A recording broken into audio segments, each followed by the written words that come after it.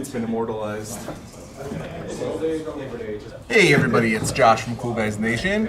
We are up at Grognard Games. I apologize, we're actually at Grognard, so it's a little loud in the background, but hopefully you guys heard everything that we're kind of talking about today. We just picked up some fat loots and we're going to go through some unboxings for you. We've got the super special Age of Sigmar General's Handbook 2017. We're going to open that up, take a look.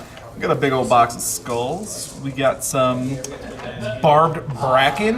Looks like some trees and stuff. We'll go through that. And then we've also got creeping vines. So we're going to open these up and take a look, and you'll see what you can get yourself up at your local game store.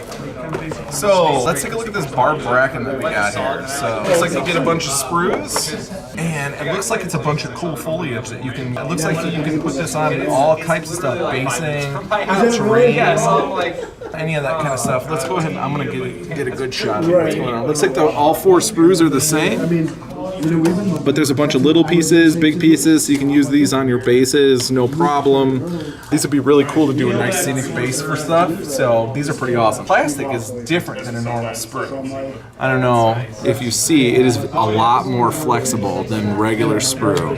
And that's pretty interesting. That's probably so that you can form it a little bit better to make it look good on your base. Go ahead and open some more foliage. This is going to be the creeping vines. This is really bendy stuff. It looks like if you wanted to get a little heat on this and you could bend around, looks like you might be able to actually paint this first and then spin it around your models. This is actually really cool. I like this. They seem very brittle. They're not breaking off when I put some pressure on it. It looks like they keep the shape a little bit. That's pretty cool stuff. This is the one we've all been waiting for.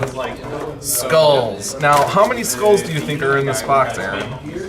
2,450. That would be incorrect, but if you would have said 340 skulls, you would be correct. These are not the squishy sprues, so let's take a look. It looks like we have some Tyranid heads, we've got some orc heads, some Kroot heads. Take a look at that one. This next one looks to have a bunch of human heads. There's some bionics. We've got some bloodletter heads. We've got some plague bearer heads. It's very interesting since they're supposed to go back into the Immaterium, but hey, who are we to judge? Okay, this is a good one. If you don't have enough human skulls, you will soon. You will soon. This is the good one. This is the fatty boom batty one. So it looks like we've got a bunch of beastmen skulls, some Tyranid skulls, some big old human skulls. Now this skull is to something we don't know anything about. This could be like a little Easter egg about what's to come. So this is pretty awesome. It looks like there's a bunch of little bird skulls on here too. These would be great for basing. If you have a corn army, you need to purchase this because your bases should be littered with skulls. This will let you do it. We're going to take a look at the special edition, the Warlord edition of 2017 General's Handbook right after this. General's Handbook 2017. Let's see what we get. Oh man, lots of stuff in here. Okay, let's see what we got. Looks like we've got a victory point counter for player 1 and player 2. That's actually really cool. Looks like it goes up to 19 points per side. So it's made of nice thick cardboard, it looks like. Slides pretty good. These are pretty nice. The next one we got turn counters, so we can actually see what player is on what turn. It's pretty cool too. We've got this box of cards. I do not know what this is. I didn't look at these ahead of time. Coalition of Death.